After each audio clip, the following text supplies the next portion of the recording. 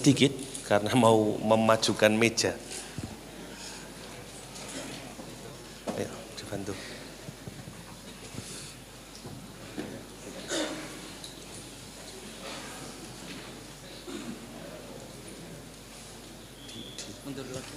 Kursi sini aja.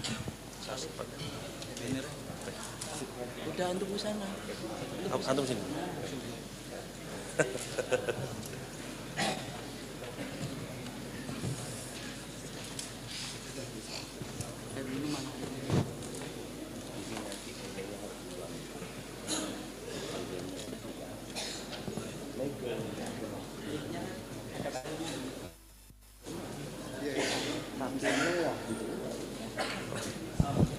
Bannernya biar terpasang dulu. Maju dulu. Iya, buat ini.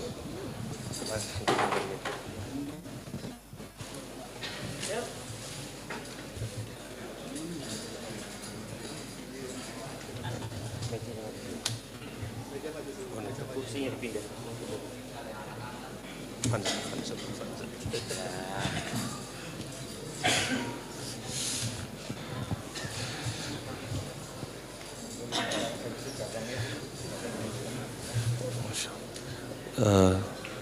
Jamaah mohon maaf sebagai bagian selatan ini masih ada lubang ini. Nanti kalau diisi makhluk selain manusia gimana?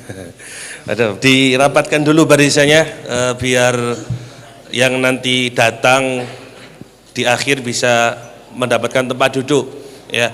Utamanya mohon yang dekat dengan pintu masuk ya untuk bisa merapat ke depan. Ini di sebelah sini masih kosong. Di sebelah selatan ini masih kosong. Mohon untuk bisa diisi terlebih dahulu. Monggo. Monggo Bapak-bapak semuanya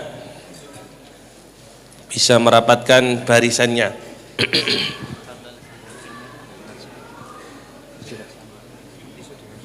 Oh gitu. Ya, siap.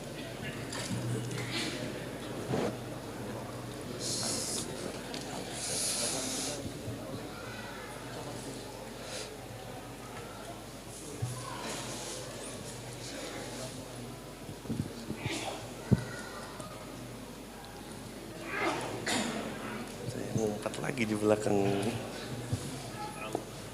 Insya Allah.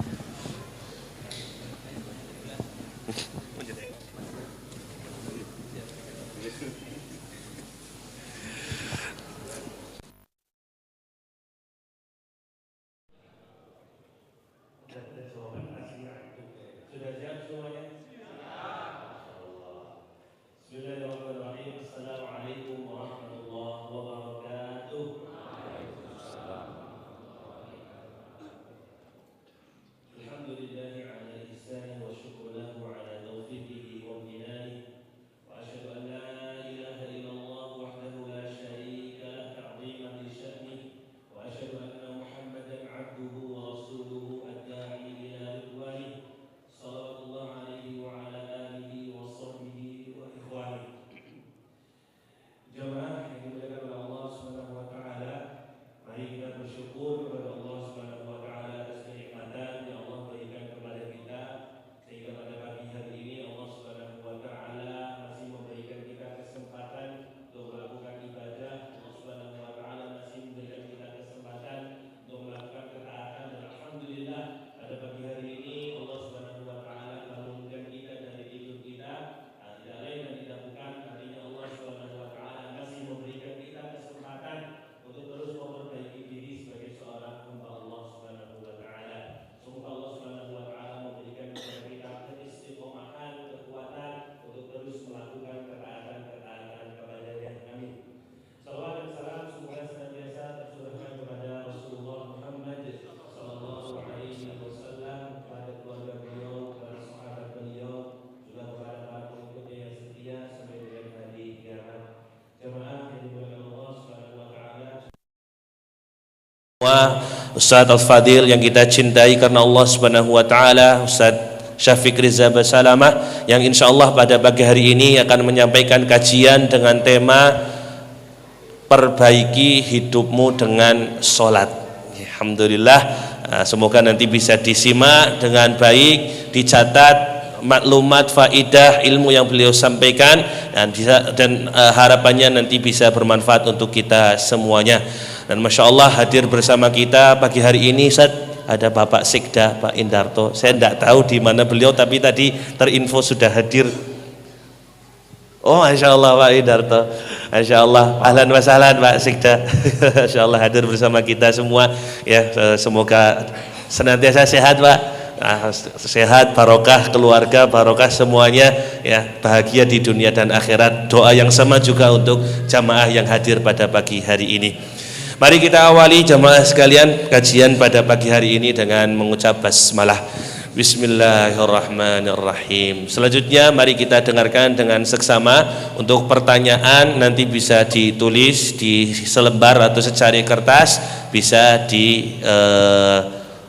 bersambung menyambung ke depan, sampai di depan nanti kita sampaikan ke Ustadz. Untuk waktu sepenuhnya kami serahkan ke Ustadz, falyatafaddal alaihi mashkura.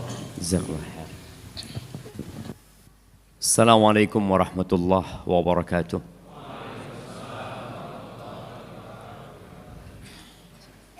Alhamdulillah alladhi radda ilayna arwahana wa'afana fi ajsadina wa adhina lana bidhikri. Rasulullah sallallahu alaihi wasallam apabila bangun tidur, di antara doa yang beliau baca adalah alhamdulillahilladzi radda ilayya ruhi wa afani fi jasadi wa adhina li bidzikri. Yang artinya segala puji bagi Allah yang telah mengembalikan kepadaku ruhku. Kita tahu orang tidur itu mati sebenarnya. Orang yang tidur itu tidak mengetahui tentang apa yang terjadi. Telinganya tidak berfungsi. Matanya pun tidak. Maka terkadang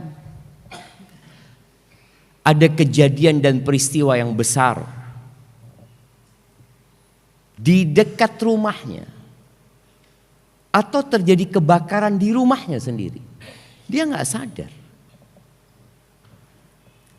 Ashabul Kahfi tidur selama 309 tahun. Ketika mereka bangun, apa kata mereka? Labithna yauman au ba'da yaum. Tidur kita mungkin sehari, paling banyak sehari. Nggak berpikir tidur 2 hari mereka. Tidak berpikir mereka telah tidur selama 3 hari atau setahun. Padahal mereka tidur selama 309 tahun. Tapi mereka merasakan hanya sehari atau sebagian hari. Kita kayaknya masuk tadi pagi, ini sudah mau sore ya, kayak gitu mungkin. Makanya antum jangan banyak tidur. Apalagi kajian tidur. Cukup tidur di kamar. Jangan di majelis ilmu pun. Bismillahirrahmanirrahim amutu ahya. Doanya udah, niatnya udah gak bener antum ya. Gak merasakan kehidupan. Makanya Allah Azza wa Jalla ketika menyebutkan tentang penghuni surga, di antara kebiasaan mereka, kanu qalilan minal laili ma yahja'un. Ternyata tidur mereka sedikit di malam hari. Wabil ashari hum yastaghfirun. Dan di waktu sahur mereka nggak tidur juga. Ngapain mereka? Istighfar. Dan kita tahu membaca Al-Quran di malam hari berbeda dengan di siang hari. Salat pun demikian. Makanya Nabi SAW mengatakan afdalus salati ba'dal maktubati salatul lail. Salat yang paling utama setelah salat wajib itu salat malam. Maka hendaklah kita mengurangi tidur. Orang kalau nggak bisa tidur itu penyakit di dunia. Penyakit, karena tubuhnya butuh istirahat. Maka terkadang kalau orang tuh nggak bisa tidur, dia akan kurus ya. Akan sulit untuk fokus. Tapi subhanallah, di surga nggak ada tidur. Tidak ada tidur. Allah jadikan fisik manusia berubah, di mana tingginya manusia nantinya situna dzira'an fis sama, 60 hasta. 60 hasta itu hampir ya 28 meter kira-kira. 28 meter tingginya antum jamaah. Seperti Nabi Adam waktu diturunkan ke muka bumi ini. Antum percaya kalau di bumi ini ada dinosaurus? Percaya? Mungkin Ustaz. Itu kadal di masanya Nabi Adam. Antum coba lihat ya. Dinosaurus paling besar itu berapa tingginya? Coba lihat. Yang punya HP sekarang coba dilihat. Coba dilihat, bener loh jamaah. Coba antum baca, kasih tahu ana. Dinosaurus paling tinggi berapa? Hah? Hanya 18 meter. Nabi Adam 28 meter lebih. Jadi semana itu dinosaurus paling besar ketika Nabi Adam jalan. Subhanallah, sekarang kita melihat ada jerapah. Lebih tinggi dari kita jerapah itu. Jadi orang-orang yang menemukan bahwasanya ada dinosaurus ya mungkin saja. Tapi di masa Nabi Adam dia hanya ya binatang-binatang kecil lah seperti itu jemaah. Dan subhanallah nanti kita seperti itu di surga. Kalau masuk surga. Makanya kita berusaha supaya masuk surga. Alhamdulillah kata Nabi SAW yang mengembalikan kepadaku ruhku. Wa afani fi jasadi. Ini nikmat yang kadangkala kita lupa. Nikmat sehat. Nah, antum mau nggak hari ini dapat rizki 100 miliar? Janganlah, terlalu sedikit 100 miliar. Oh, sekarang orang korupsi triliunan, masa 100 miliar? 1 triliun. Antum punya uang 1 triliun. Siapa yang nggak mau? Tapi setelah antum dapat 1 triliun, stroke. Stroke. Mau antum? 1 triliun stroke. Atau wala triliun, nggak punya uang tapi sehat, milih mana? Mikir sih. Sehat 1 triliun. Wallahi sehat itu lebih daripada triliunan uang itu. Anak ingat di Jember ada kawan cerita, dia punya sohib di Jember, dia orang Surabaya. Dia katakan aku punya sohib di sini Ustaz, orang kaya Ustaz, sakit dia. Paru-parunya kalau salah dibawa ke Singapura 2 pekan habis 15 miliar sakit, pulang sakit, bukan 15 miliar sehat enggak. Makanya Nabi SAW mengatakan ni'matan maghbunun fihima katsirun minan nas. 2 nikmat yang banyak manusia lalai, tidak mensyukuri, bahkan mungkin tidak menganggapnya nikmat. Yang pertama sehat, yang kedua waktu luang. Pengangguran itu nikmat enggak? Loh, nikmat loh jemaah. Umar bin Khattab itu enggak suka. Umar mengatakan inni la akrah an arasyab sabahlalan. Aku itu benci kalau melihat pemuda nganggur. Aku benci. Tapi apa kata Umar setelah itu? La fi amali dunya wala fi amalil akhirah. Dia nganggur gak ngerjakan pekerjaan dunia wala pekerjaan akhirat gitu loh. Artinya waktu luang itu bisa antum hatam Quran. Loh kalau antum nganggur, ana daftar kerja Ustaz, ngelamar sana ditolak sana tolak, udah 2 bulan ini. Oke. Berapa kali hatam Quran antum? Nggak ada Ustaz. Loh nganggur dah hatam Quran. Buat apa hidup antum? La fi amali dunia, nggak ada kerjaan dunia.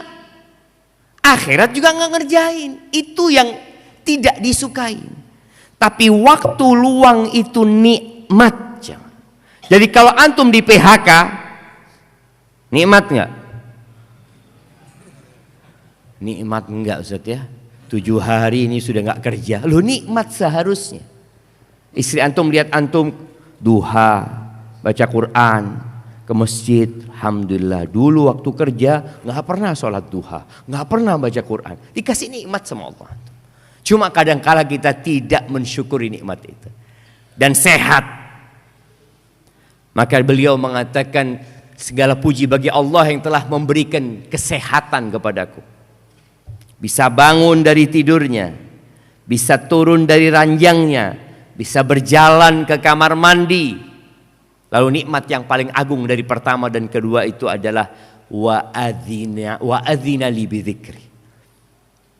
Dan Allah memberikan izin kepada aku untuk mengingatnya. Ada orang bangun tidur yang pertama dicari apa? HP. Mungkin ada transferan, dilihat. Kok belum ada transferan? Bangun tidur yang diingat fulus. Ingatlah Allah Azza wa Jalla. Maka kita bersyukur kepada Allah atas nikmatnya. Dan nikmat yang agung pula di antara zikrullah yang besar nilainya adalah sholat subuh berjamaah di masjid. Kita akan mengkaji tentang perbaiki hidupmu dengan sholat.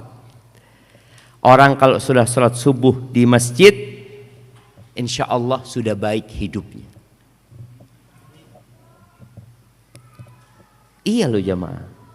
Jangan cuma sekarang doang, kajian doang ke masjid gitu kan. Nggak ada kajian nggak ke masjid.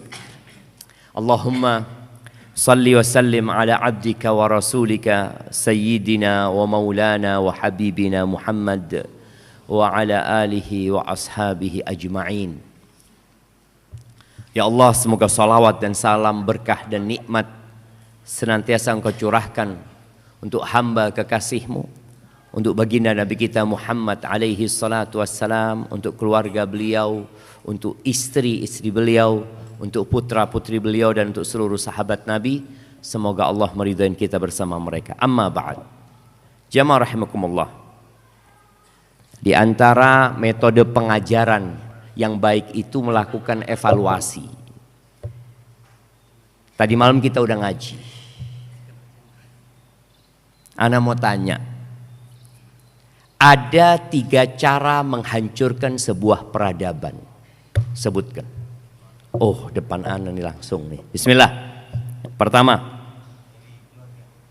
menghancurkan keluarga. Yang kedua, menghancurkan pendidikan. Nah, iya, bagaimana menghancurkan peran ibu, bagaimana ibu malu menyandang profesi ibu rumah tangga. Baik. Yang ketiga,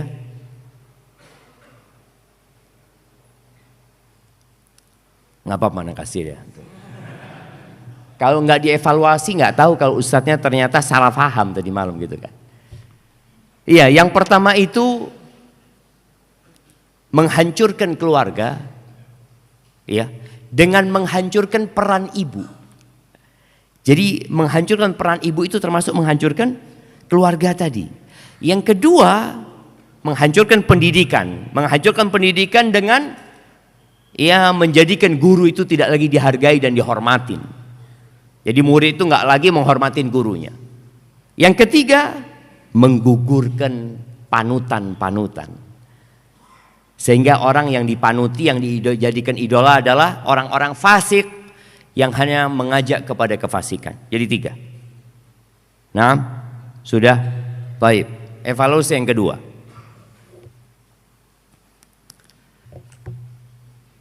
Ada beberapa perkara kemarin yang kita sebutkan dalam rangka menghadirkan surga di rumah kita. Ada 2 poin penting.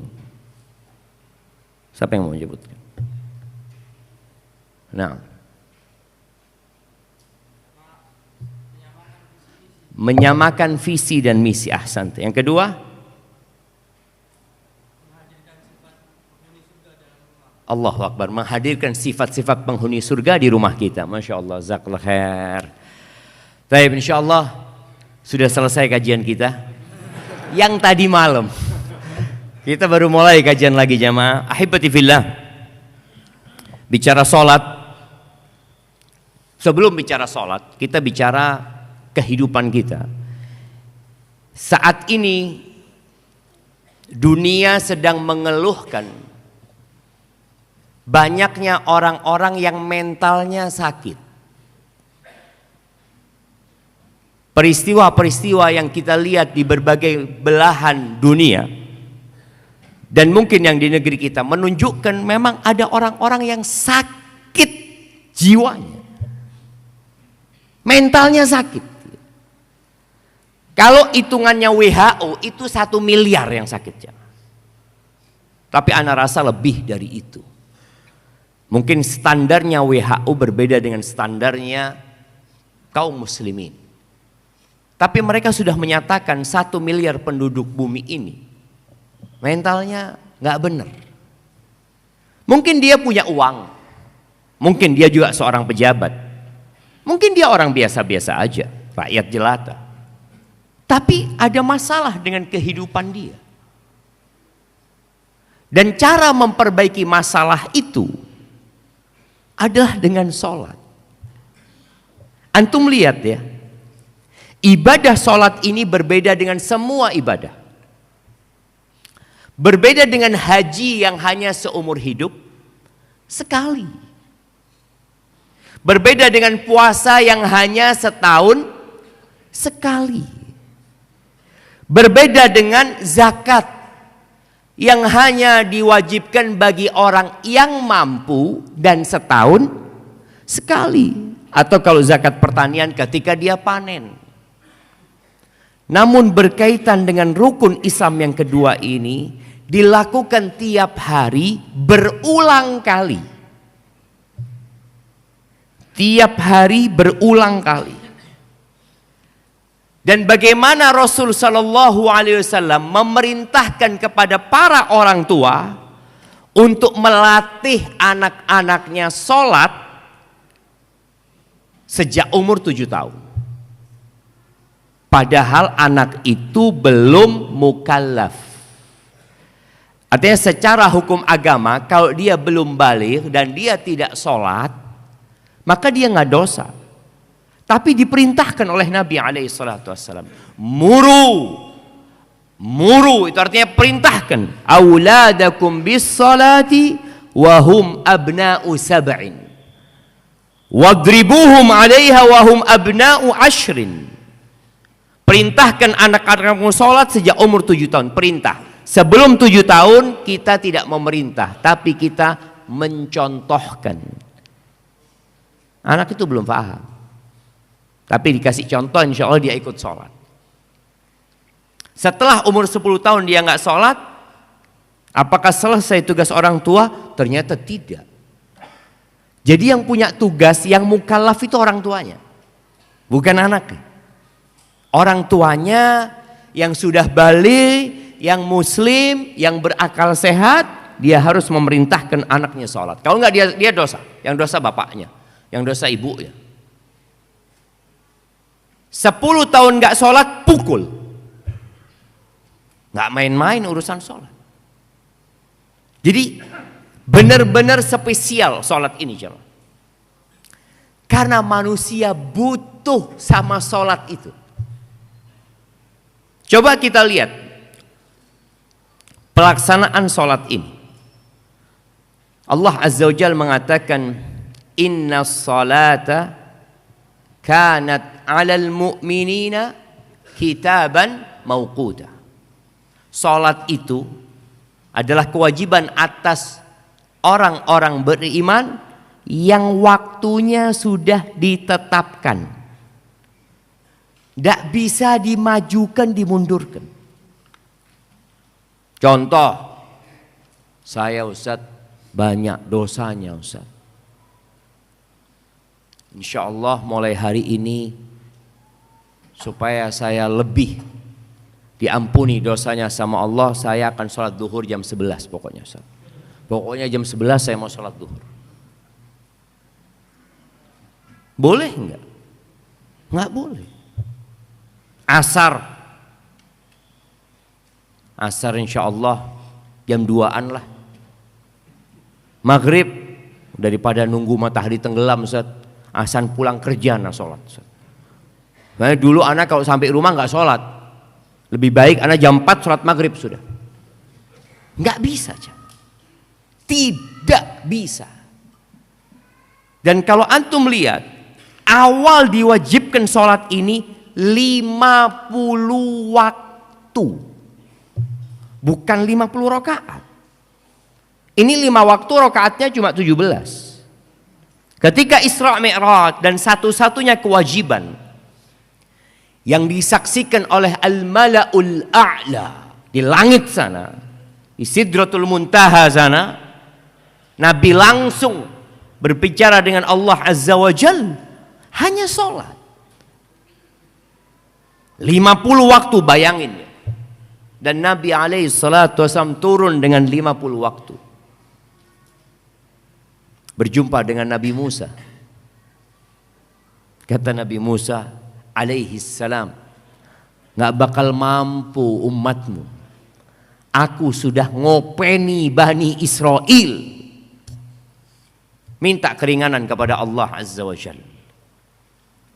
Naiklah Nabi Muhammad alaihi salatu wasallam, turun jadi 45. Sampai turun jadi 5. Ketika dikasih 5 waktu, kata Nabi Musa alaihissalam, gak bakal mampu umatmu, kata dia. Minta keringanan lagi. Kata Nabi alaihissalam, laqad raja'tu rabbi hatta istahyaitu. Sallallahu wasallam alaika ya Rasulullah. Aku sudah terus minta sama Allah sampai aku malu sama Allah, kata dia. Sudah gak apa-apa, kata dia. Dan Allah mengatakan huwa khamsun, 5 waktu, wa huwa khamsun. Au hiya khamsun wa hiya khamsun.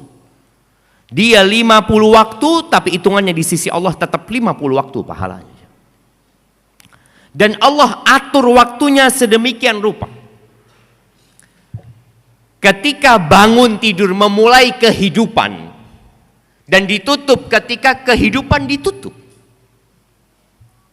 Kalau antum lihat, kehidupan itu sebenarnya dimulai dengan terbitnya fajar.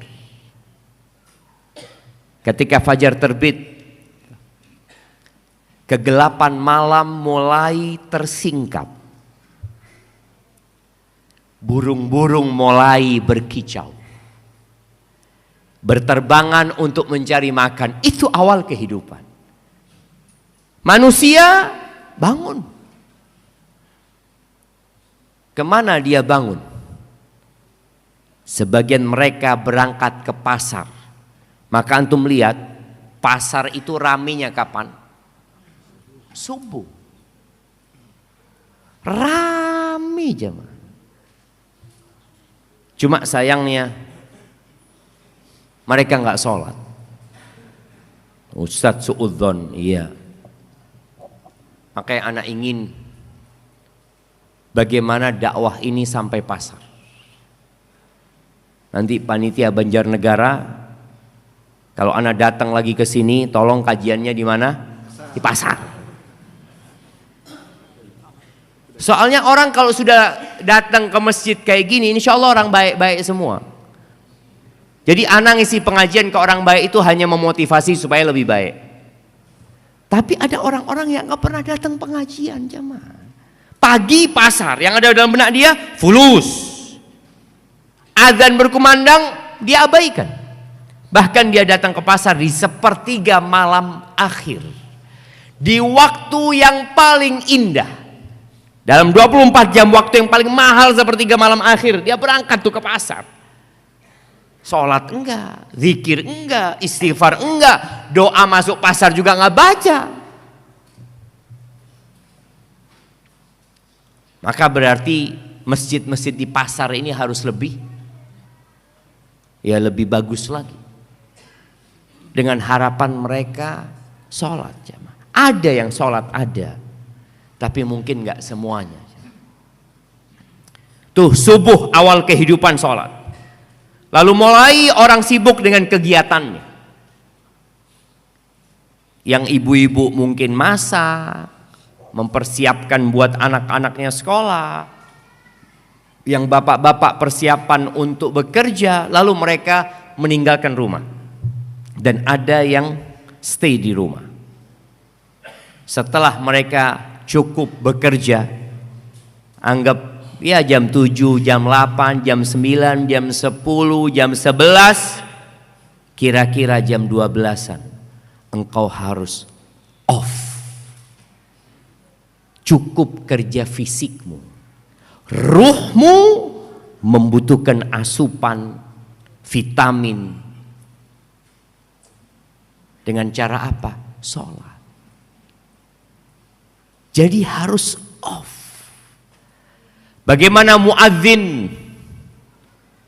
mengumandangkan azan di masjid, dia pegang mic. Dia ingatkan kepada seluruh penduduk bumi ini, Allahu Akbar, Allahu Akbar, supaya mereka ingat bahwa Allah Maha Besar.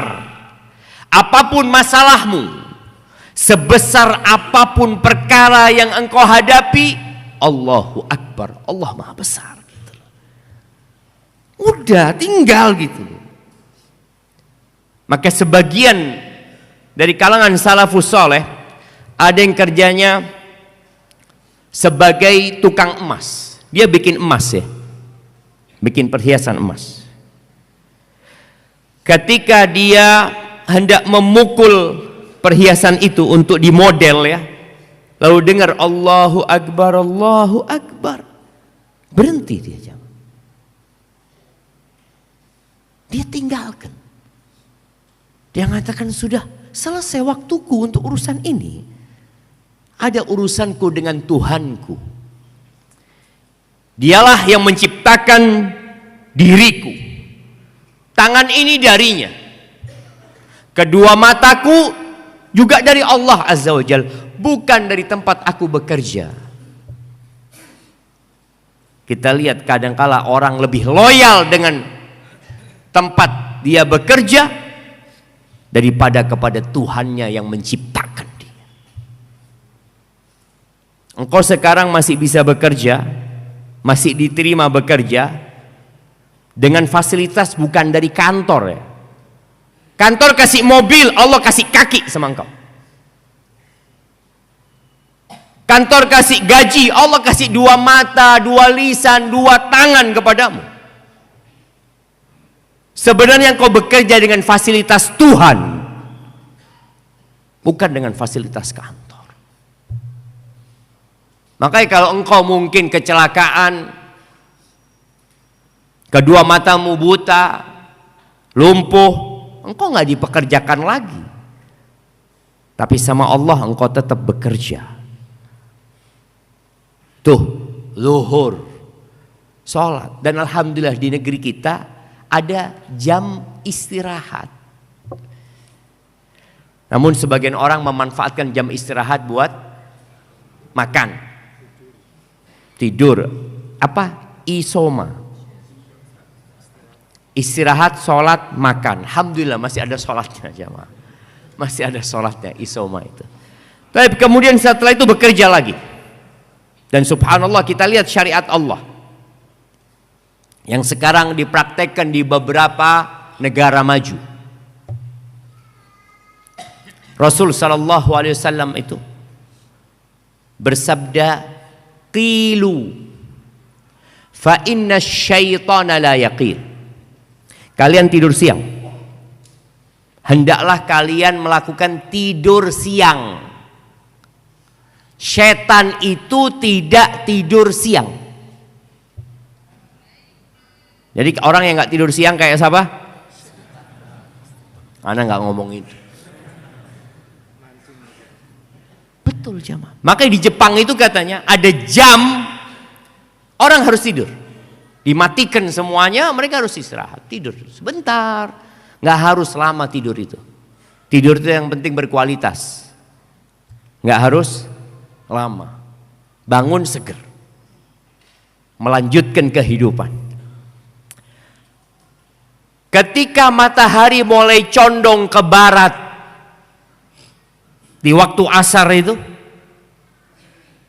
kalau zuhur waktu matahari tergelincir, kemudian nanti asar itu ketika bayangan itu sudah sesuai dengan bentuknya, itu masuk waktu asar. Orang harus sholat lagi. Lu sholat lagi? Iya. Engkau butuh sholat gitu loh. Allah itu yang menciptakan fisik kita. Fisik kita ini, tubuh kita ini terdiri dari dua unsur. Unsur tanah dan unsur ruh. Tanah itu membutuhkan ya makan, olahraga ya. Ruh ini butuh sholat. Maka asar antum harus sholat. Waktunya dibatasin. Kalau antum nggak sholat, wallah bencana menimpa antum.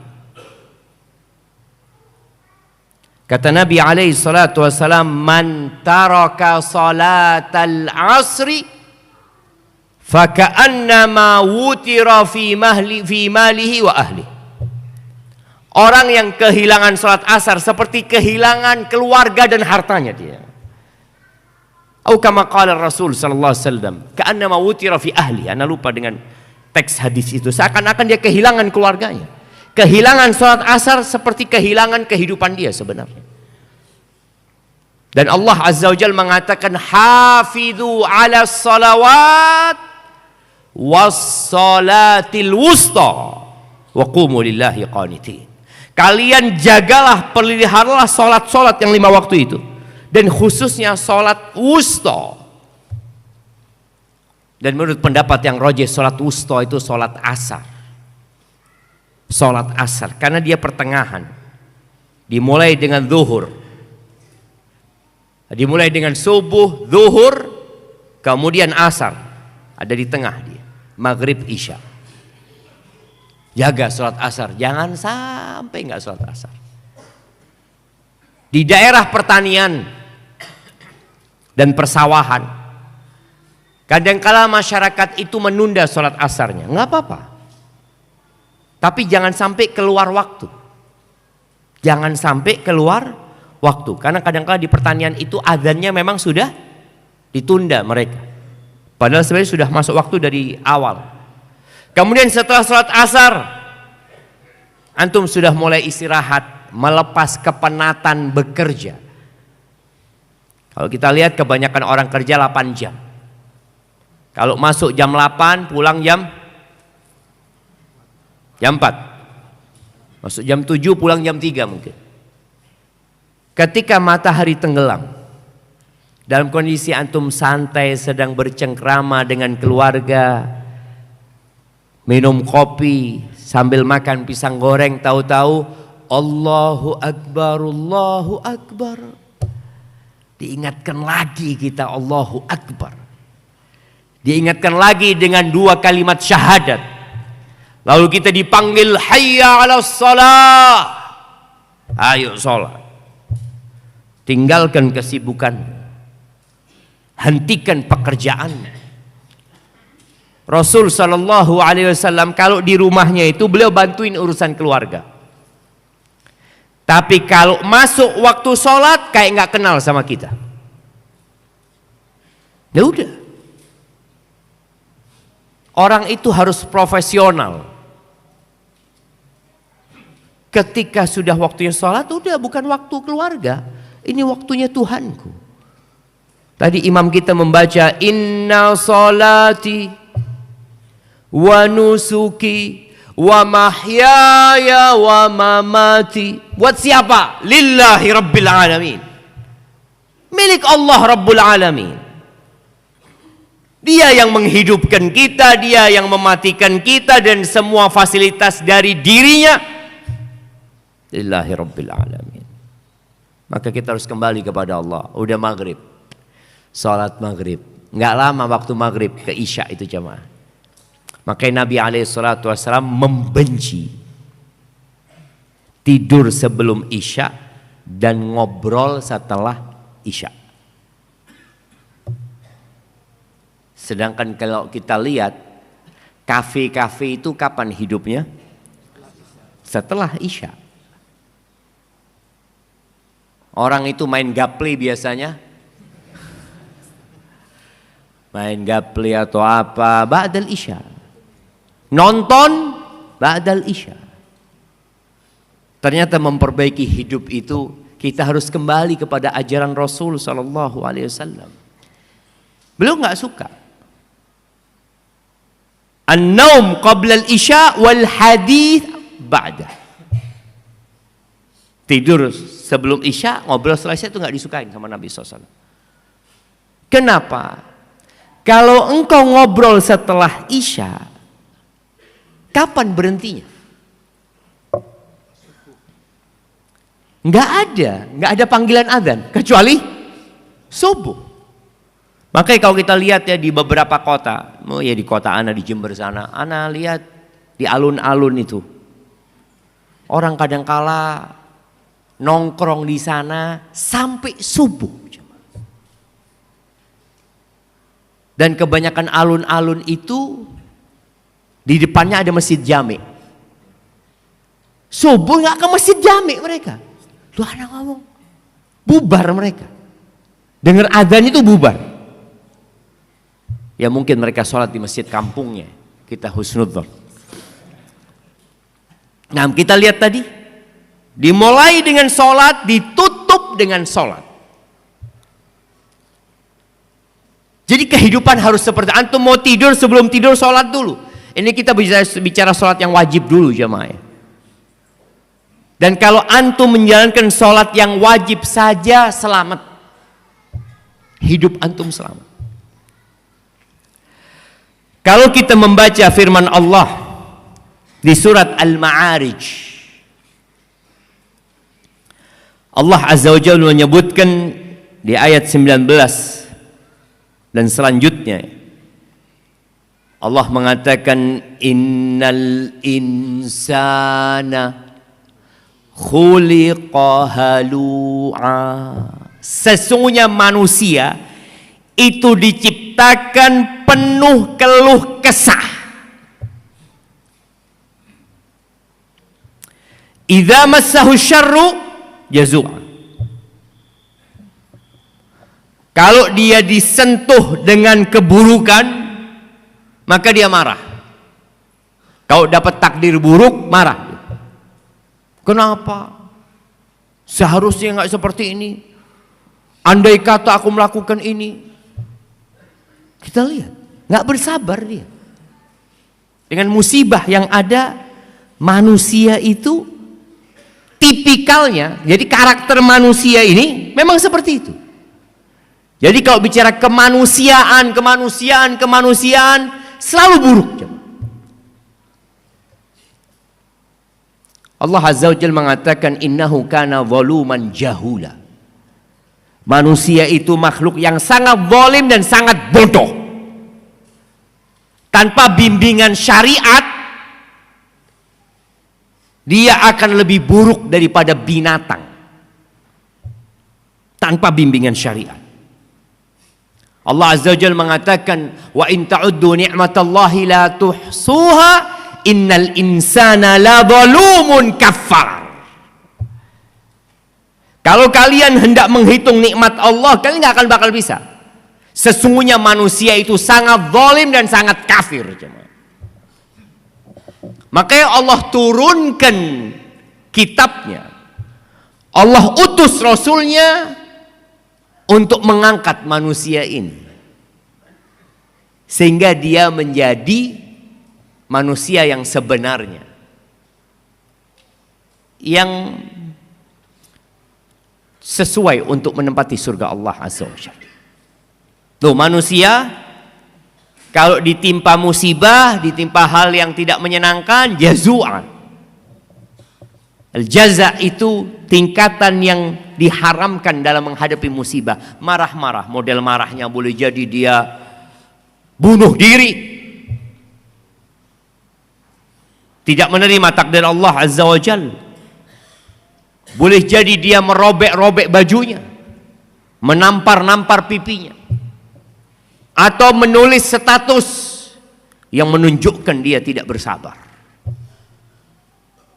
melakukan tindakan yang secara syariat dan akal sehat nggak seharusnya dilakukan. Makanya sabar itu artinya menahan diri. Ini kita mulai belajar dari sholat ini, bagaimana menghadapi kehidupan yang banyak hal tidak sesuai dengan harapan kita. Maka sabar. Maka Allah Azza wa Jalla mengatakan wasta'inu bis-sabri was-shalah. Dalam menghadapi kehidupan ini kalian butuh pertolongan. Terus minta tolongnya sama siapa? Sama sabar. Di mana sabar jemaah? Ana ingat cerita teman di Surabaya. Dia ngomong, Surabaya Ustaz, anak ngelihat di satu rumah sakit, ada bapak ibu ini bikin tempat di rumah sakit itu dari kardus Ustaz, karena anaknya harus dirawat, anak satu-satunya harus dirawat, dan mereka nggak punya uang. Tidurnya di sana, di pojokan sana. Bapaknya bekerja, nanti ibunya nungguin anaknya di sana. Kata dia ngomong, ini Ustaz, kalau sabarnya sudah habis Ustaz, kulaan lagi Ustaz. Betul. Kita perlu kulaan sabar. Di mana jamaah toko grosir yang menyediakan sabar? Di mana jamaah? Ada banyak tempat agar kita lebih bersabar. Salah satunya ziarah kubur, ingat mati. Kemudian melihat kepada yang di bawah, melihat yang musibahnya lebih besar, sehingga antum ternyata musibahku nggak sebesar dia. Wassalah, dan minta tolong dengan sholat. Nih, jadi manusia itu makhluk yang suka berkeluh kesah. Kalau dapat musibah yang buruk, oh aduh dia ngomong sana, ngomong sini ya. Lalu kata Allah, wa idza massahul khairu manu'a.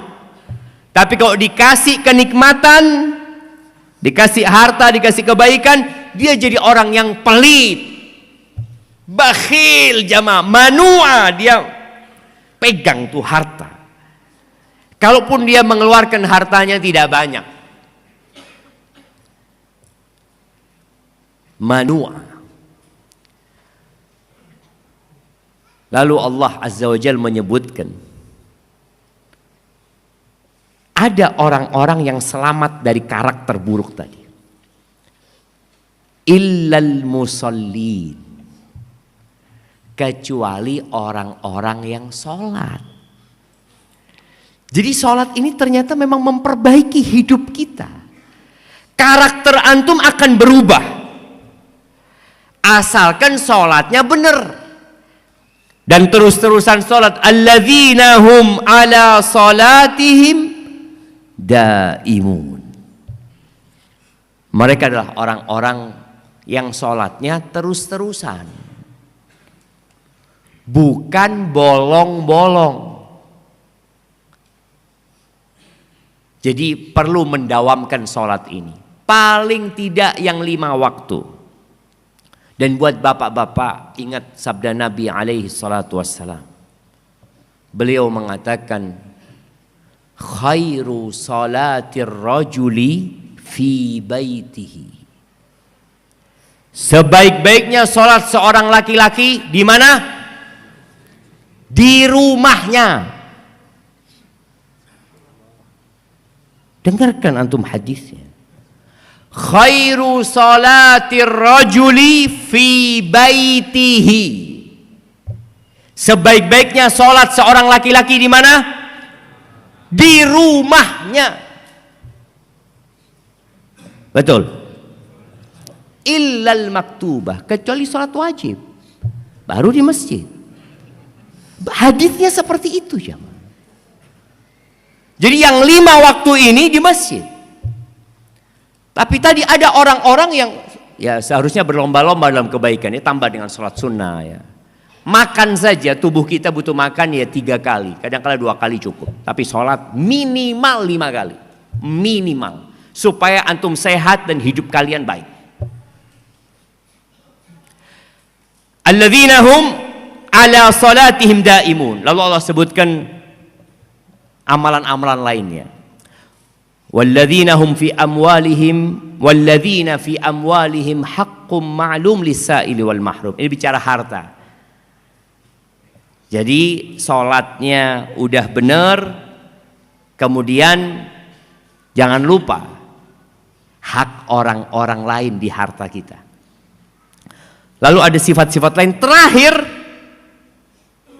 Allah menyebutkan di akhir kriteria orang yang selamat dari penyakit mental tadi. Allah mengatakan di ayat 34, walladzina hum ala salatihim yuhafizun. Awalnya daimun, akhirnya yuhafizun.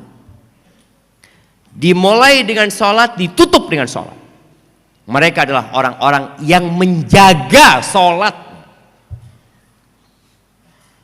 Jadi bukan asal-asalan salatnya. Kenapa kita perlu belajar lagi tentang salat? Jadi fikih salat butuh belajar lagi. Oh, sudah tahu saya Ustaz. Kapan antum terakhir belajar fikih salat? Mungkin dulu waktu kecil. Padahal boleh jadi salat kita nggak benar. Makanya orang-orang yang hidupnya belum baik tapi dia sholat Ustaz, berarti ada masalah dengan sholatnya. Allah berfirman di surat Al-Ma'un, Allah mengatakan fawailul lil musallin, wailul lil musallin, fawailul lil musallin alladzina hum an salatihim sahun, alladzina hum yurun. Ini orang sholat, wail tapi buat dia, masuk neraka dia. Gimana sih orang sholat masuk neraka? Karena tidak menjaga sholatnya. Sholatnya asal-asalan, tidak tepat waktu, atau syarat dan rukunnya tidak terpenuhi. Sebagian kita sholat di kereta, padahal ada musola. Sholatnya duduk. Loh, kok sholat antum duduk? Padahal berdiri itu rukun sholat.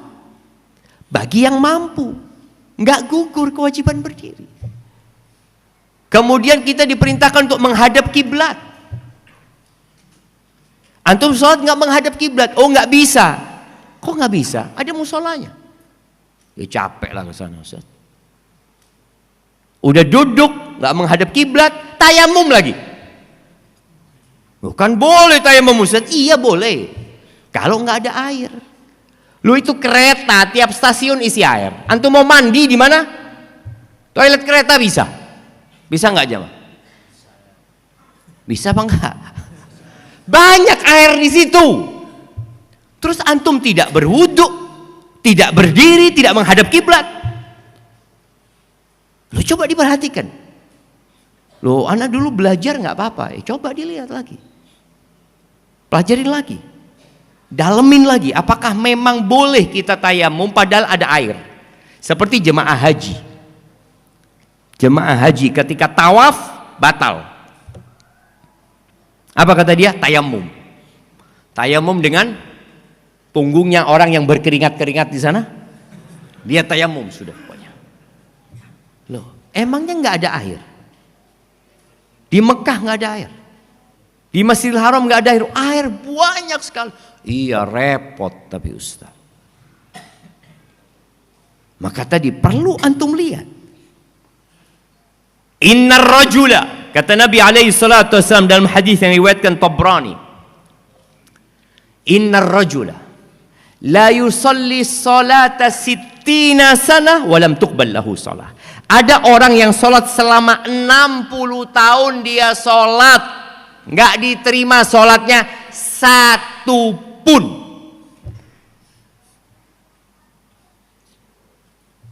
Maka tadi kalau kita ternyata kok kehidupan kita tidak membaik ya, bukan bicara ekonomi ya, kehidupan kita kok nggak bahagia hidup ini. Kita kok selalu berkeluh kesah, kaya tapi sulit umpamanya untuk tidur di malam hari karena memikirkan dunia. Sholat Ustaz. Tapi boleh jadi tadi ada syarat dan ketentuan sholat yang kurang. Ini orang sholat selama 60 tahun, satu pun sholatnya nggak ada yang diterima. Kenapa? Karena asal-asalan. Yutimmu ruku'ahu wa la yutimmu sujudahu. Yutimmu sujudahu wa la yutimmu ruku'ahu. Sujudnya sempurna, rukuknya nggak sempurna. Rukuknya sempurna, sujudnya nggak sempurna. Yang penting saya sholat. Allah Azza wa Jalla mengatakan, Inna sholata tanha anil fahsya wal munkar. Sholat itu mencegah dari perbuatan keji dan mungkar. Kalau ternyata kita sholat tapi maksiat terus jalan,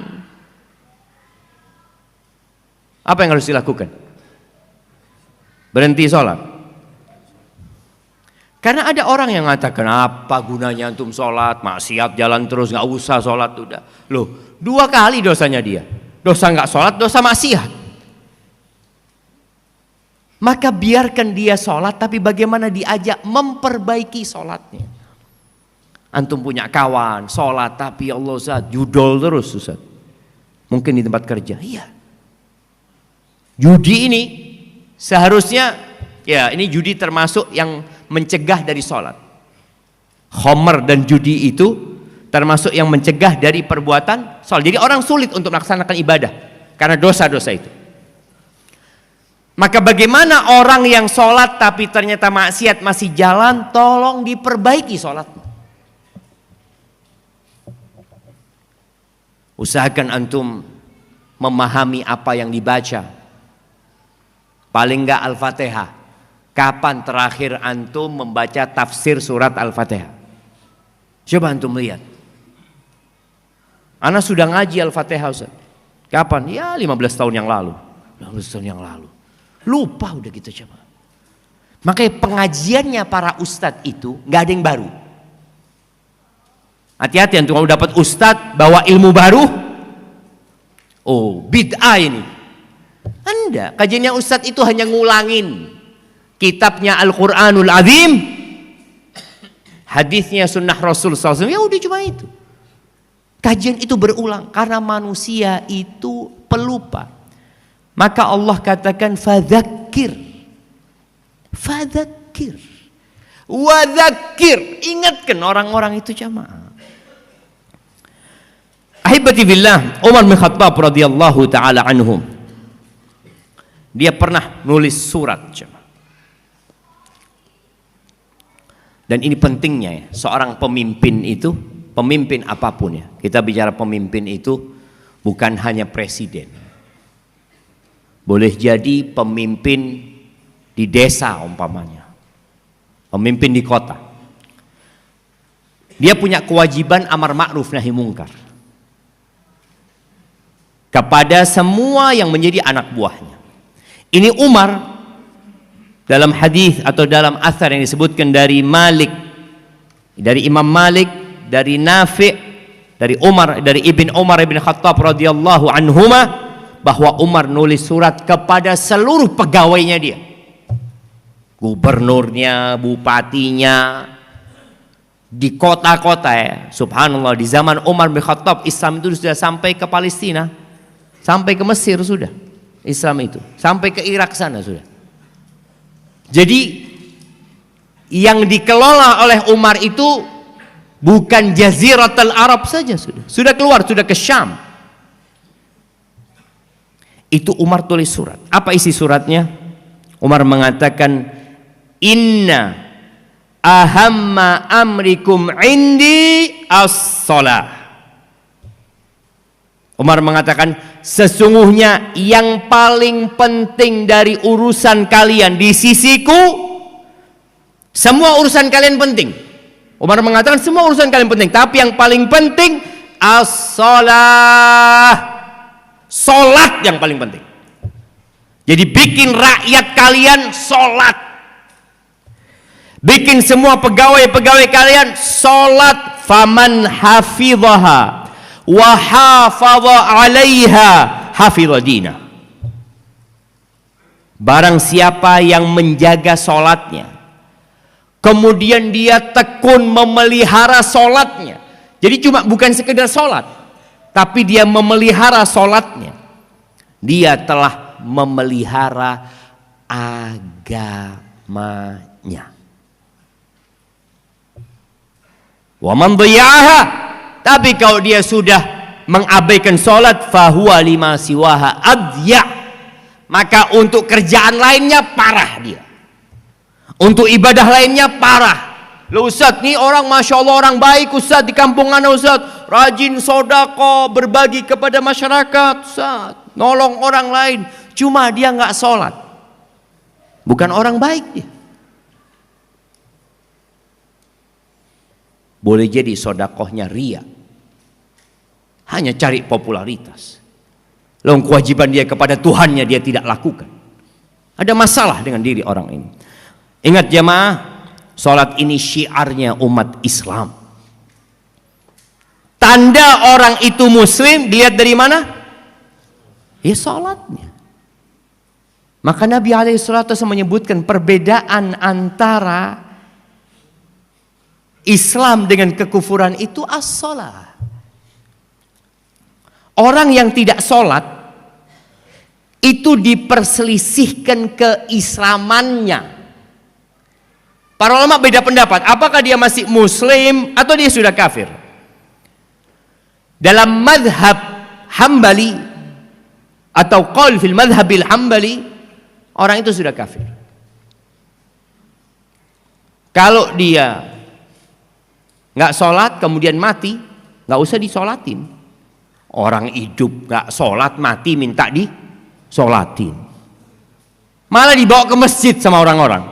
Lu ini hidup gak pernah ke masjid, antum mati antum paksa dia bawa ke masjid. Dan dalam madhab itu dikatakan dikuburkan jangan sama orang Islam, bikinkan jurang taruh dia di sana. Dalam madhab Syafi'i tetap dianggap muslim selama dia meyakini sholat itu kewajiban, tetap dia dianggap muslim. Tapi dia dibunuh kalau tetap nggak sholat. Tapi dibunuhnya bukan murtad. Kalau dalam mazhab Hambali dibunuh karena murtad, dia enggak, saya nggak mau sholat, saya nggak mau sholat, ya sudah dibunuh. Dia minta tobat, nggak mau dibunuh. Dalam mazhab Syafi'i ditangkap orang ini yang nggak sholat, kemudian diminta bertobat untuk sholat. Kalau tidak mau, yuqtalu ta'ziran, dibunuh ta'zir sebagai hukuman agar membuat orang lain jera tetap sholat. Sampai seperti itu jam. Dan Nabi SAW mengatakan awwalu ma yuhasabu bihil abdu yaumal qiyamah as-salah. Yang pertama dihisab pada hari kiamat adalah sholat. Dan Nabi kita Muhammad SAW, bagaimana cara beliau mengenali kita nantinya? Dari mana jemaah? Dari bekas wuduknya. Kalau orang ini nggak pernah sholat, bagaimana dia akan ketahuan dia umatnya Nabi Muhammad SAW? Nggak kelihatan. Dan sholat ini disebutkan ditharul mu'minin, selimutnya orang-orang beriman. Syiar keluar kelihatan. Dithar melindungi dia, menjaga dan menyelamatkan dirinya, menghangatkan rohani mereka. Dan sholat ini tiangnya agama jemaah. Kemudian tidak ada bagian buat orang yang meninggalkan sholat dalam agama ini. Maka ahibati fillah, di mana-mana kita kadang-kala melihat di proyek-proyek ya tulisannya utamakan keselamatan. Tapi di proyek lain Anda pernah melihat utamakan sholat dan keselamatan. Karena sebenarnya sholat itu jalan keselamatan. Islam mengajari orang disiplin dengan sholat. Ada orang yang disiplin ketika kerja, nggak pernah telat orang ini, Ustaz. Masya Allah, Ustaz. Selalu tepat waktu, bahkan menjadi pegawai teladan. Tapi kalau sholatnya telat-telat, dia nggak teladan di mata Allah Azza wa Jalla. Barakallahu fiik. Itu mungkin dapat Anda sampaikan pada kesempatan kali ini. Banyak sekali jamaah ayat-ayat dalam Al-Quran berkaitan dengan sholat ini. Antum bisa baca dalam Al-Quranul Azim. Antum baca di surat Thaha ayat 13-14, di surat Al-Hijr 97-99 ya. Nabi SAW kalau punya masalah beliau larikan ke sholat. Jadi antum kalau punya masalah, sudah berhenti aktivitas, ambil sejadah, sholat, berwudu, sholat. Kemudian di surat Maryam ayat 55, di surat Hud ayat 114, ini cerita tentang bagaimana sholat diperintahkan dan kita harus menjaganya, dan keluarga kita bagaimana menjaga sholat kita.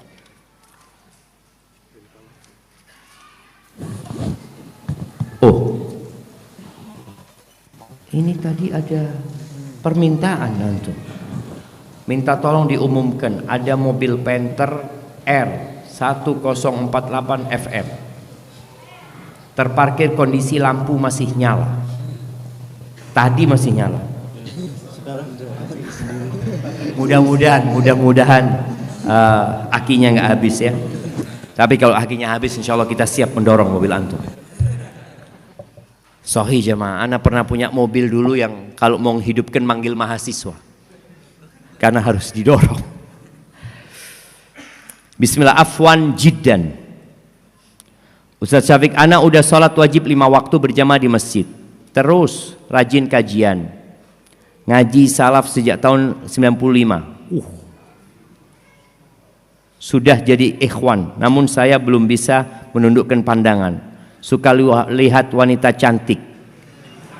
Itu saja maksiat saya.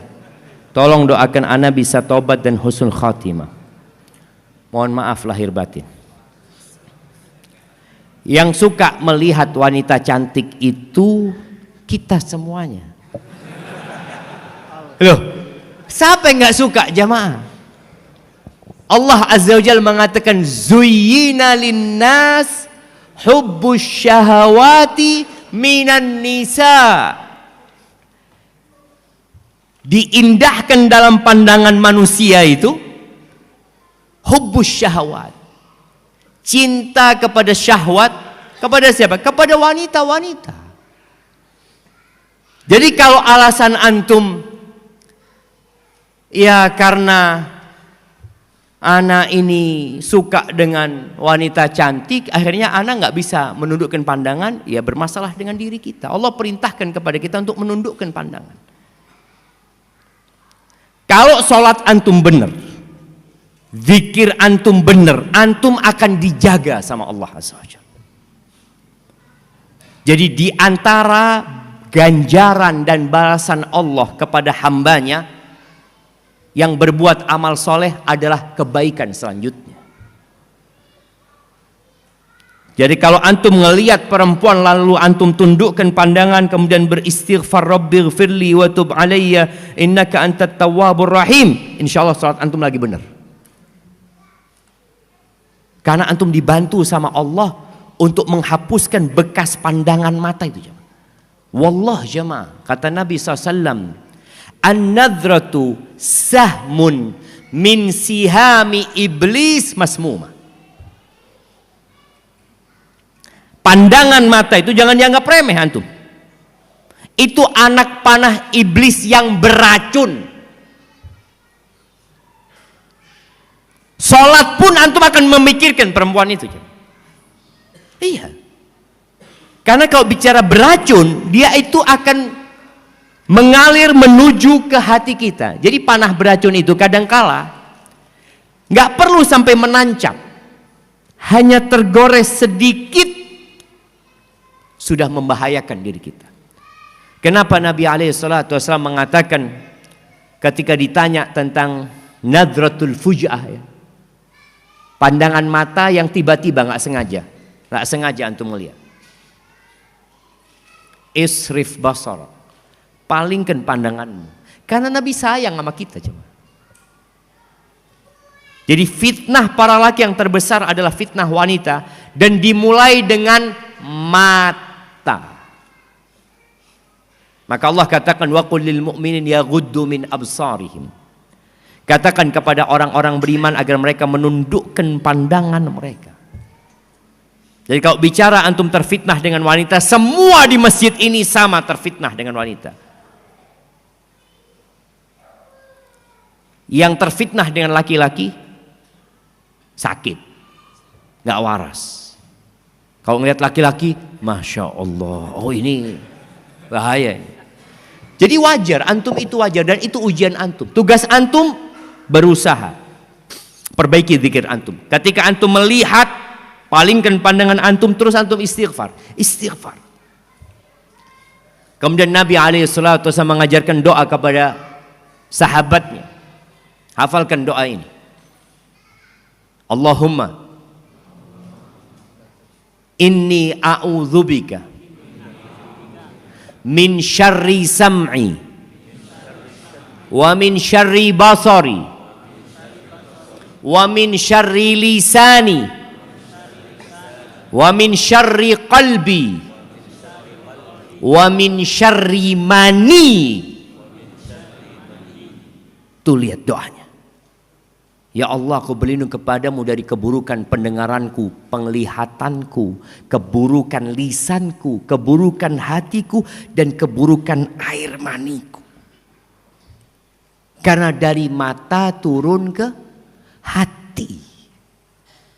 Wallah jamaah, nikmat melihat wanita cantik, kelezatan melihat wanita cantik, dengan kelezatan zikrullah nggak ada apa-apanya. Antum coba rasakan. Ketika antum sudah di posisi ingat sama Allah, nikmat, dan ternyata melihat wanita itu azab. Azab buat kita. Istri antum jadi tidak cantik lagi. Ngelihat istri antum, waduh, wis tuwek ternyata ya. Karena antum pandangannya kemana-mana. Dan antum tidak akan merasakan kenikmatan di atas ranjang seperti kenikmatan orang yang menundukkan pandangan. Enggak bakal. Orang yang menundukkan pandangan Allah akan kasih nikmat. Dan sekarang fitnah pandangan mata itu di HP. Jangan banyak-banyak melihat yang mubah karena akan mengantarkan kepada yang makruh kemudian ke yang haram. Hati-hati. Maka banyak berdoa, tundukkan pandangan, dipaksa jemaah. Kita maksa dan minta tolong, ya Allah bantulah aku, ya Allah bantulah aku untuk menundukkan pandanganku. Minta sama Allah Azza wa Jalla. Insya Allah antum perbaiki sholatnya dan antum diselamatkan sama Allah Azza wa Jalla. Ustaz izin bertanya. Anak laki-laki ana usianya 11 tahun. Tapi masih wudu asal. Sholat juga gerakan dan doanya masih asal. Bagaimana cara menasehatinya Ustaz? Kami sudah dengan berbagai cara menasehati, dengan lembut dan bahaya-bahaya ketika hal tersebut masih dilakukan. Khawatir sholatnya tidak diterima karena berpengaruh dengan adab anak kami. Putra kami ada di sini Ustaz.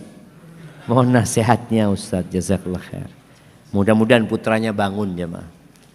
Karena kadangkala ya ngantuk ya. Kajian subuh ini. Iya. Bicara bagaimana orang tua mengajarin anaknya sholat ini memang butuh perjuangan ya. Allah Azza wa Jalla berfirman di surat Thaha ayat 132 yang tadi Anda minta antum baca. Allah mengatakan wa'mur ahlaka bis salati wastabir 'alaiha. La nas'aluka rizqa nahnu narzuquk wal aqibatu littaqwa. Kata Allah Azza wa Jalla, suruh keluargamu sholat dan wastabir. Wastabir ini dari asal kata sabar, wasbir. Tapi ada tambahannya, wastabir. Tambahan huruf itu menunjukkan tambahan kerjaan. Jadi bukan sabar biasa, butuh ekstra sabar. Ana sebagai ayah sekarang, ana tahu bagaimana capeknya ayah dan ibu ana. Ana masih ingat ketika ana SD, sholat ana asal-asalan. Dan kadang-kala ana nggak sholat. Ana ingat. Jadi kita dulu sholatnya nggak di masjid. Ibu ana, Syafiq, sholat, iya mah. Masuk kamar. Jadi sarung itu ada di atas sejadah. Ana ambil itu sarung cuma diginikan. Terus ana berangkat. Sudah, sholat. Mana buktinya? Oh itu sarungnya sudah nggak rapi lagi. Sampai suatu hari ibu ana memperhatikan ana dari lubang kunci. Ketahuan. Akhirnya ya dimarahin, kasih tahu. Ya harus sabar, atau ibu ana sabar menghadapi anak. Kita pun harus sabar menghadapi anak-anak. Dan bagaimana anak sekarang membangunkan anak-anak sholat subuh dan sholat asar. Bangunkan ya. Ayo bangun. Dia udah bangun, berangkat ke toilet. Anak tunggu. Nunggu di kamar karena dia bakal ngambil bajunya di kamar. Gak ke kamar-kamarnya mah. Tidur lagi dia di kursi. Allahu Akbar. Masuk kamar mandi, duduk dia di toilet. Kita ketuk baru dia bangun. Baru dia ambil wudhu. Dan kita selalu ngomong, wudhunya yang benar. Sempurnakan wudhunya. Setelah wudhu kita cek. Seperti itu, butuh kesabaran. Jadi anak-anak itu butuh pembiasaan. Kalau dia belum sadar. Kesadaran dari orang tuanya melakukan pembiasaan. Maka kenapa dari umur 7 tahun? Karena bagaimana dia biasa, sholatnya sudah benar. Bagaimana biasa wudhunya sudah benar. Ini udah lewat nih, udah 11 tahun umpamanya. Maka harus banyak lagi kita duduk sama anak kita, membiasakan mereka dan doa. Nabi Ibrahim aja berdoa, mengatakan, iya, siapa yang hafal doanya Nabi Ibrahim? Nah, belum, pertanyaannya belum selesai. Doanya Nabi Ibrahim sebelum punya anak dan doanya Nabi Ibrahim setelah punya anak. Nah, sebelum punya anak doanya Rabbi habli minas salihin. Setelah punya anak Rabbi ij'alni muqimas shalah wa min dzurriyyati. Rabbana wa taqabbal du'a. Ya Allah, jadikan aku orang yang mendirikan salat dan anak keturunanku. Jadi setiap doa Nabi Ibrahim menyisipkan anaknya. Ada doa sebelum itu. Wajnubni wa baniya an na'budal asnam. Ya Allah, hindarkan aku dan anak keturunanku dari menyembah berhala-berhala. Jadi setelah punya anak, tolong anaknya disisipkan dalam doanya. Setiap doa minta ini, ya Allah, anak-anakku juga, ya Allah. Minta ini anak-anakku juga, ya Allah. Minta ini anak-anakku juga. Seperti itu. Semoga dengan itu anak-anak kita dijaga oleh Allah Azza wa Jalla.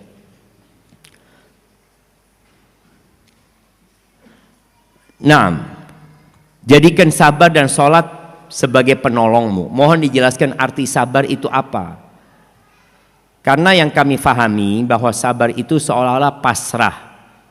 Atau kalau orang Jawa nyebutnya nerimo atau pasif. Nah, siapa yang mau menjelaskan arti sabar? Sabar.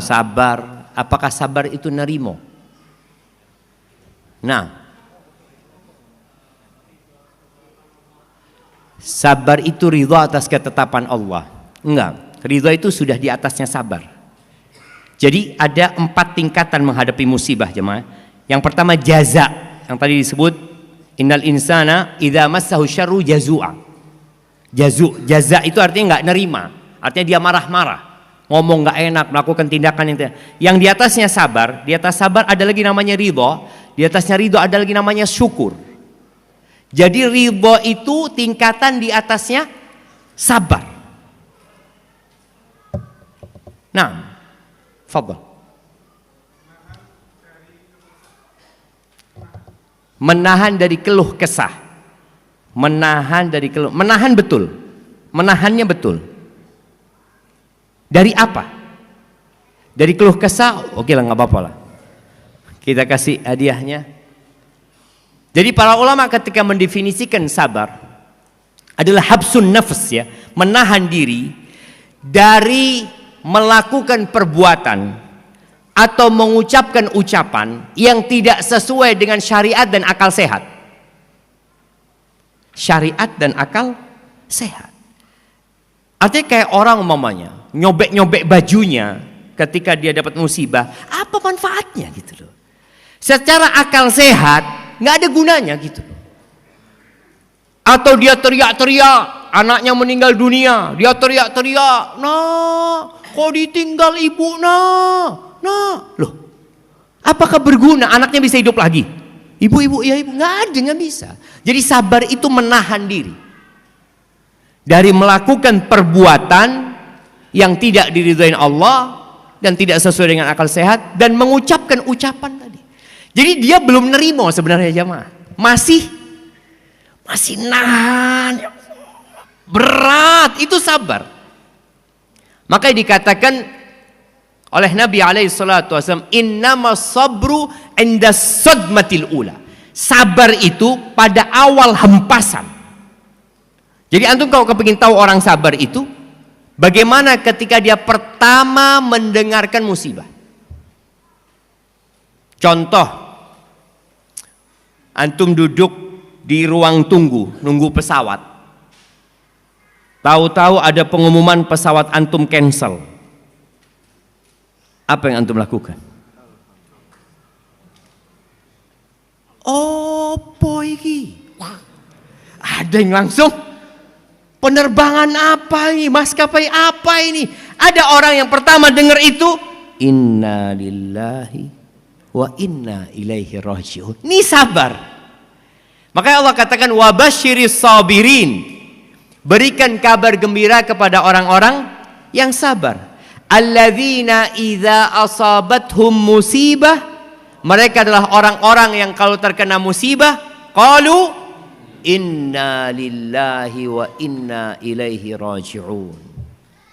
Itu satu pesawat semuanya terdampak, bukan cuma antum doang. Semuanya terdampak. Ada musibah yang menimpa pribadi. Tapi bagaimana sabar menghadapi ini? Mungkin berkaitan dengan suami. Suami zalim. Apa ana harus sabar? Ya kalau kau bisa bersabar jemaah. Terus terang ana, ya ustadz itu nggak boleh berhenti nuntut ilmu.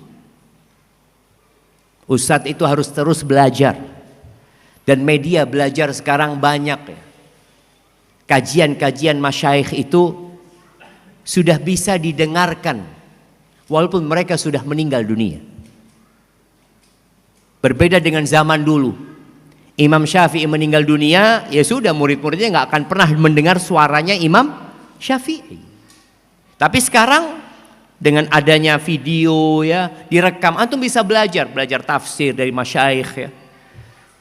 Ana mendengarkan seorang syekh ya, yang ditanya, ini berkaitan sabar menghadapi suami.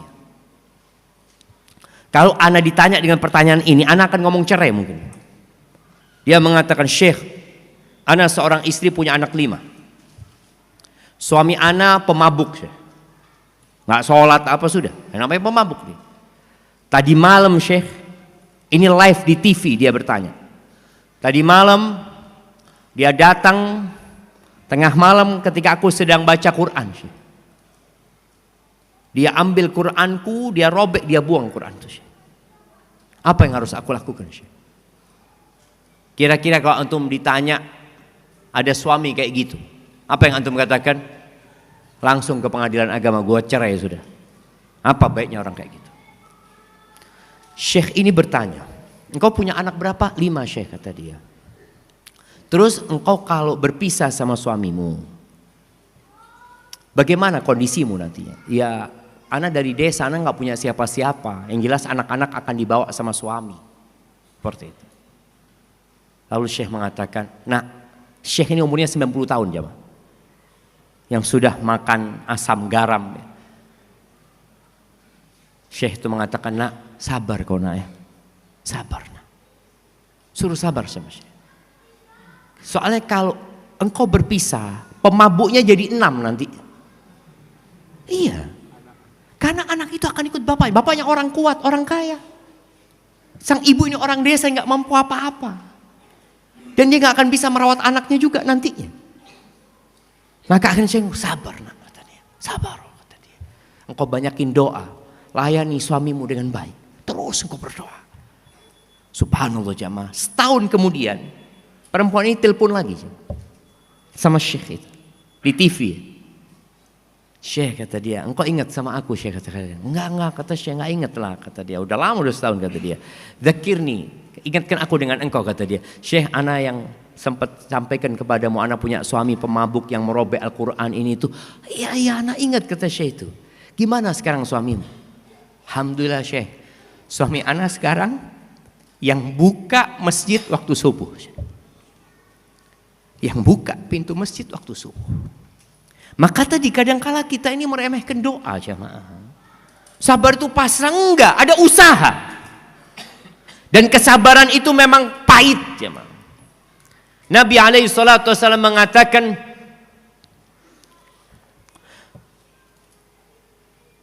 "Waman yatasabbar yusabbirhullah." Barang siapa yang berusaha untuk bersabar, dia berusaha untuk nahan diri dia dari melampiaskan amarahnya, dia nahan diri, yusabbirhullah. Allah akan jadikan dia orang penyabar. Jadi perlu usaha. Wa ma u'tiya ahadun ata'an khairan wa awsa' minas sabr. Tidak ada, kata Nabi SAW, pemberian Allah yang lebih baik dan lebih luas daripada kesabaran. Tidak ada. Jadi kalau antum dikasih kesabaran sama Allah, insya Allah antum masuk surga. Soalnya para malaikat ketika menyambut penghuni surga, mereka mengatakan, salamun alaikum bima sabartum. Keselamatan buat kalian karena kesabaran kalian waktu hidup. Melaksanakan perintah Allah butuh kesabaran. Menjauhi larangan Allah butuh kesabaran. Menghadapi masalah-masalah butuh kesabaran. Maka minta sama, itu yang namanya sabar. Jadi bukan nerimo. Kalau sudah menerima, ridho itu tingkatannya lebih tinggi dari kesabaran. Bani Israel, Allahu Akbar jemaah. Siapa pemimpin di Mesir pada waktu itu? Fir'aun. Apakah ada pemimpin yang lebih zalim daripada Fir'aun? Enggak ada. Bayi-bayi disembelih, yang laki-laki, yang perempuan dibiarkan hidup, dijadikan budak sama Fir'aun. Nabi Musa udah pergi meninggalkan Mesir alaihissalam. Lalu beliau balik. Setelah beliau berumur 40 tahun balik ke Mesir. Kondisi Mesir tetap sama. Mulailah Nabi Musa bersabar, berdakwah, mendakwain Fir'aun ini. Tapi ternyata Fir'aun gak berubah. Apa kata Bani Israel? Udzina min qabli an ta'tiyana wa min ba'di ma ji'tana. Kata Bani Israel, Musa, kita ini udah disiksa, disakitin, ditindas sebelum engkau datang. Engkau datang juga tetap kita disiksa. Maka disuruh sabar Nabi Musa alaihissalatu wassalam. Suruh berdoa semoga Allah membinasakan musuh kalian. Lalu Allah mengatakan, wa tammat kalimatu rabbikal husna ala bani Israel bima sabar. Allah sempurnakan nikmat Allah buat Bani Israel. Dengan apa? Dengan kesabaran mereka jemaah menghadapi Fir'aun. Disiksa. Itu 40 tahun bersabar jamaah setelah datangnya Nabi Musa. Dikatakan setelah 40 tahun Nabi Musa meninggalkan Mesir. Pergi meninggalkan Mesir. Dan itu pun masih dikejar sama Fir'aun. Tapi mereka sabar. Maka dikatakan jamaah, Yahudi itu penyabar. Bagaimana Yahudi bisa menguasai Palestina? Karena kesabaran mereka. Kalau antum tahu Perang Dunia Kedua bagaimana kondisi Yahudi? Sebelum itu bagaimana mereka? Mereka sabar jamaah. Mereka datang ke Palestina itu beli tanah satu ya. Beli tanah sini, beli tanah sini. Nggak langsung dikuasai untuk Palestina. Tahu-tahu satu kampung sudah dibeli sama mereka. Tahu-tahu satu kabupaten sudah dibeli sama Yahudi. Setelah itu umat Islam sadar, nggak mau lagi jual sama Yahudi.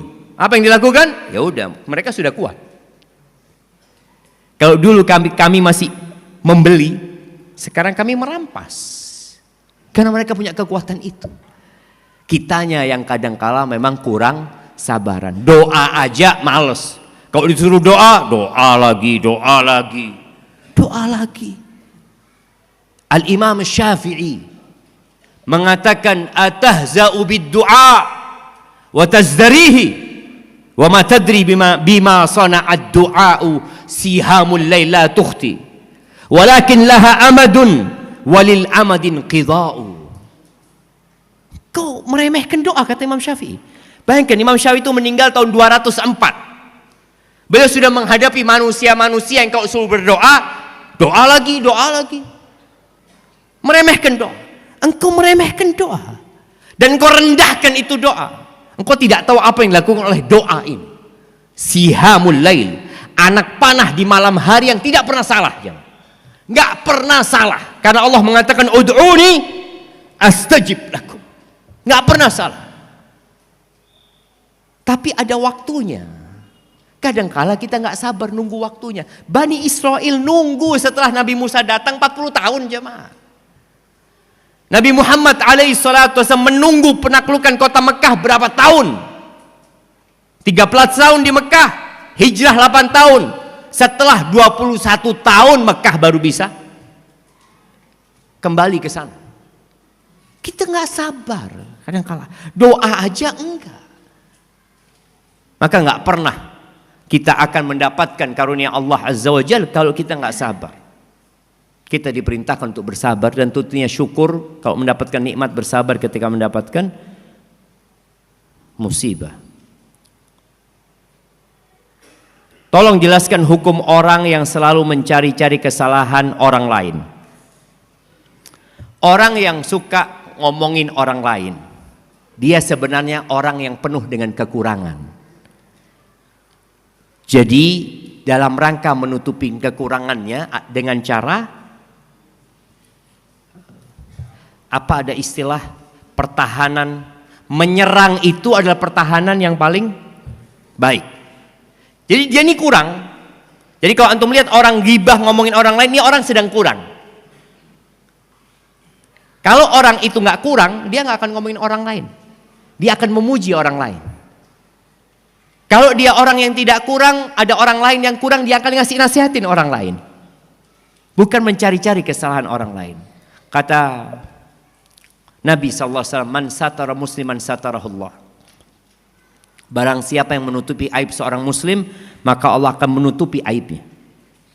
Ingat ya, persidangan pada hari kiamat ada dua. Seperti di dunia ini. Ada persidangan tertutup, ada persidangan terbuka. Orang yang suka ghibain orang, yang suka menjelek-jelekkan orang lain, mencari kesalahan orang lain, boleh jadi sidang dia terbuka. Wa man tatabba'a aurata akhi tatabba Allah aurata. Barang siapa yang mencari-cari kesalahan saudaranya, maka Allah akan menghimpun, mengumpulkan semua kesalahan dia. Dan Allah akan lecehkan dia, wa in kana fi qa'ri dari. Walaupun dia di tengah-tengah rumahnya nggak ada orang yang tahu, Allah akan bongkar kesalahan dia. Itu kalau kita suka mencari-cari kesalahan orang. Maka kalau antum ingin sidang di hari kiamat tertutup, tutupin aib orang lain. Allah akan tutupi aib kita jemaah. Barakallahu fiik. Taib, ini pertanyaan terakhir.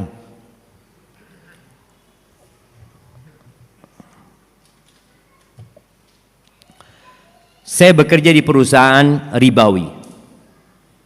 Hutang saya masih banyak. Dan gaji saya selalu habis buat ngangsur.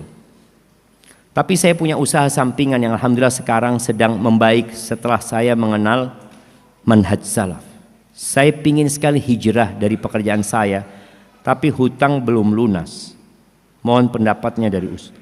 Barakallahu fikum. Jamaah rahimakumullah, bersyukurlah atas nikmat hidayah. Wallah hidayah itu mahal jamaah. Dan kalau bicara riba, ekonomi yang dibangun di atas riba itu dimulai dengan Yahudi memang.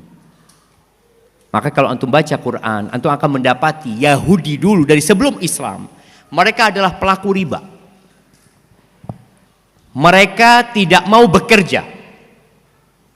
Mereka mau orang lain yang bekerja dan dia mendapatkan keuntungan tanpa dapat kerugian. Maka orang yang pinjam ke lembaga riba, pinjol juga lagi. Umpamanya yang ada unsur riba di situ, antum sebenarnya diperbudak oleh pemilik uang itu. Dia nggak mau rugi, antum suruh kerja terus melunasi bunganya saja.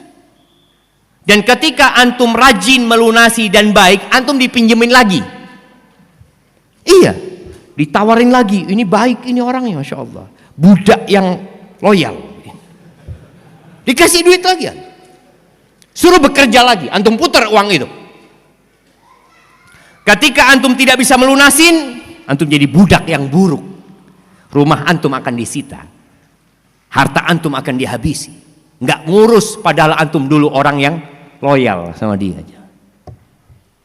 Riba itu adalah tadi sistem ekonomi yang hanya memperbudak orang lain. Punya uang banyak tapi dia nggak mau usaha.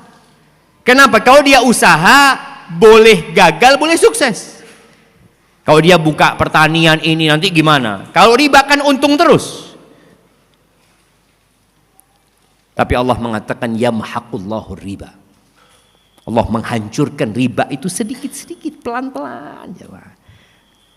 Maka nasihat ana buat antum, kalau antum bisa keluar. Utang nanti gimana? Lo antum gajinya nggak berkah sudah. Kalau bisa keluar, karena ada yang nggak bisa keluar jam. Di penalti atau apa ya. Dan dia nggak punya uang. Kalau antum bisa keluar, segera keluar. Dan keluarnya bukan karena punya usaha baru, tapi keluarnya karena Allah mengharamkan riba. Karena kalau niatnya antum keluar disebabkan ada usaha baru, ya bukan lillahi ta'ala. Tapi ketika seorang keluar kemudian dia kehilangan segalanya seperti para sahabat Nabi radhiyallahu ta'ala anhum, ketika mereka hijrah meninggalkan kota Mekah ke kota Madinah, mereka tidur di masjid jemaah. Rumah nggak punya. Pekerjaan nggak ada, nol. Ya dibantu sama orang-orang Ansor. Ada kurma, mereka makan kurma. Kadangkala Abu Hurairah itu sampai tahun ke-7 itu, Abu Hurairah cerita, kadangkala dia seperti pingsan jemaah. Sampai diinjak kepalanya sama orang yang dikira kerasukan jin. Padahal dia ngomong, aku nggak ada masalah kecuali lapar aja aku. Nggak ada makanan. Dan seorang yang hijrah akan diuji sama Allah Azza wa Jalla. Untuk membuktikan benarkah hijrahmu karena Allah atau karena urusan dunia. Karena ada orang yang hijrah hidupnya susah, balik lagi dia. Berarti dia hijrahnya karena urusan dunia. Barakallahu fiik, itu yang dapat Anda sampaikan pada kesempatan kali ini. Jamaah rahimakumullah. Doakan negeri kita. Doakan pemimpin-pemimpin kita. Fudail bin Iyad mengatakan, kalau aku punya satu doa mustajab, maka aku akan berikan kepada pemimpin. Karena kalau pemimpin itu baik, insya Allah yang lainnya akan baik. Maka kita berdoa memohon kepada Allah Azza wa Jalla dengan nama-namanya yang indah, dengan sifat-sifatnya yang mulia. Allahumma lakal hamdu kulluh, wa lakas syukru kulluh, wa ilaika yurja'ul amru kulluh. Allahumma qsim lana min khasyatika ma tahulu bihi bainana wa baina ma'asik. Wa min ta'atika ma tuballighuna bihi jannatak, ومن اليقين ما تهون به علينا مصائب الدنيا ومتئنا بأسماعنا وأبصارنا وقوتنا ما أحييتنا واجعله الوارث منا واجعل ثأرنا على من ظلمنا وانصرنا على من عادانا ولا تجعل مصيبتنا في ديننا ولا تجعل الدنيا أكبر همنا ولا مبلغ علمنا ولا تسلط علينا من لا يرحمنا اللهم اجعل هذا البلد آمنا مطمئنا اللهم اجعل هذا البلد آمنا مطمئنا اللهم أصلح ولي أمرنا وولاة أمور المسلمين اللهم أصلح شباب المسلمين اللهم وفقهم إلى طاعتك يا رب العالمين اللهم انصر إخواننا المستضعفين في كل مكان اللهم انصر إخواننا المستضعفين في غزة وفي فلسطين ربنا ظلمنا أنفسنا وإن لم تغفر لنا وترحمنا لنكونن من الخاسرين ربنا آتنا في الدنيا حسنة وفي الآخرة حسنة وقنا عذاب النار وسبحان ربك رب العزة عما يصفون وسلام على المرسلين والحمد لله رب العالمين والسلام عليكم ورحمة الله وبركاته. وعليكم السلام ورحمة الله وبركاته. ما شاء الله الحمد لله رب العالمين. جزاك الله خيرا Ustaz Syafiq.